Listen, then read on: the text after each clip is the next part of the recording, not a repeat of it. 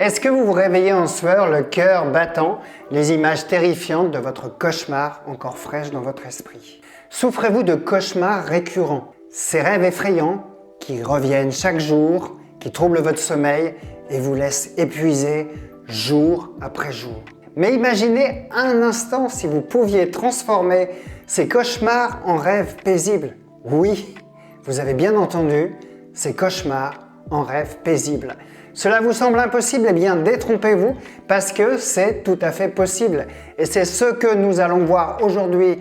Dans cette vidéo, nous allons parler de la technique du rescripting, une technique puissante qui a aidé des milliers de personnes à transformer leurs cauchemars en rêves paisibles. Et la bonne nouvelle, c'est que cela peut fonctionner aussi pour vos souvenirs traumatisants. Marie, la quarantaine, se réveillait régulièrement en sursaut, le cœur battant à tout rompre, et les cauchemars des scènes terrifiantes et inquiétantes la hantaient nuit après nuit. Et ceci était si réel qu'il s'infiltre peu à peu dans sa vie quotidienne et provoque de l'anxiété et de la fatigue, jusqu'à temps qu'elle découvre la technique du rescripting. Et sa vie, et surtout ses nuits, ont changé. Cette technique s'est d'abord développée, diffusée aux États-Unis après le 11 septembre 2001. La nuit porte conseil, dit-on. En fait, qu'est-ce qui se passe la nuit? Notre cerveau nous programme pour nous préparer aux épreuves à venir en tenant compte des expériences du passé. Il va en quelque sorte réécrire l'information pour mieux mémoriser les choses importantes. Mais parfois, le cerveau bloque sur une information, un souvenir traumatisant qu'il n'arrive pas à traiter. Il bug. Alors, il rejoue l'information en boucle la nuit pour tenter de la traiter, mais il n'y parvient pas. L'idée va être de lui donner un petit coup de pouce pour qu'il intègre l'événement traumatisant plus facilement et que ce dernier soit trié dans les archives de notre cerveau dans la partie souvenirs passés. C'est un petit peu comme si vous réécriviez le scénario très sombre d'une série Netflix en un scénario plus positif. Imaginez que l'on vous envoie un scénario de film dramatique. Vous êtes un réalisateur de comédie ou de long métrage fantastique. Malheureusement, votre budget va être très limité. Alors vous allez devoir garder les décors, des images, les personnages. Cependant, vous avez le droit de couper certains passages vraiment trop glauques et de faire un film dans lequel tout se passe bien. En conservant certaines images et en changeant la tonalité émotionnelle, la musique, vous allez transformer ce film d'horreur en un film fantastique, merveilleux et joyeux. Et ça, c'est le principe du rescripting. Et c'est ce qu'a fait Marie. Elle rêvait la nuit qu'elle était dans une forêt dense et sombre. Elle se sentait perdue sans trouver la sortie. Et les arbres se dressaient autour d'elle comme d'énormes branches menaçantes. Leurs branches tordues semblaient vouloir l'attraper. Et si vous connaissez Tim Burton, eh bien son cauchemar ressemblait tout à fait à l'un de ses films. Elle, qui d'habitude était joyeuse, elle commençait à s'assombrir. Son énergie diminuait.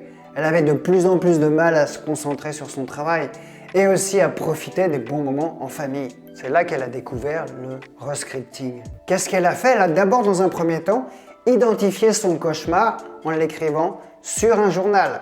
Elle a repéré les éléments les plus dérangeants de son rêve, puis elle a tout simplement réécrit son scénario. Et au lieu d'être seule dans la forêt, elle s'est imaginée en train de marcher paisiblement dans une forêt ensoleillée avec quelqu'un qui la guide. Elle a remplacé ses sentiments de peur et de désespoir par des sentiments de calme et de sécurité et de paix intérieure. Elle a ensuite répété tous les soirs, ce scénario positif avant de s'endormir.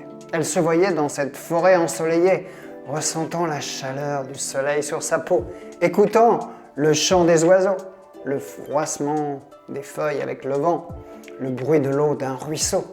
Elle a tenu un journal de ses rêves et a fini par noter qu'au fur et à mesure, son cauchemar apparaissait moins fréquemment et devenait de moins en moins effrayant.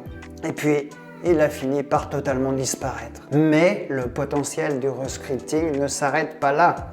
Cette technique, bien appliquée, peut ouvrir des portes sur des nouvelles perspectives. Bien au-delà de la simple gestion des cauchemars, cette technique peut devenir un levier de transformation personnelle et de reprise de pouvoir sur votre propre vie. Il peut être utilisé comme un moyen de modifier vos réponses émotionnelles face aux défis que vous rencontrez dans votre vie quotidienne. Par exemple, vous pouvez utiliser le rescripting pour vous préparer à un entretien d'embauche stressant, en visualisant des scénarios positifs plutôt que de vous laisser submerger par la peur de l'échec. Si vous avez peur, par exemple, d'aller au supermarché un samedi, vous craignez la foule, vous pouvez imaginer que vous y allez et que tout se passe bien et que vous arrivez aisément à surmonter cette peur. Pensez au rescripting comme un outil pour transformer vos peurs en détermination, vos doutes en confiance et vos expériences douloureuses en source de force. En réimaginant le passé, vous pouvez créer un cadre plus positif pour votre futur. Et c'est ça le pouvoir du rescripting. Cependant, je tiens à vous mettre en garde.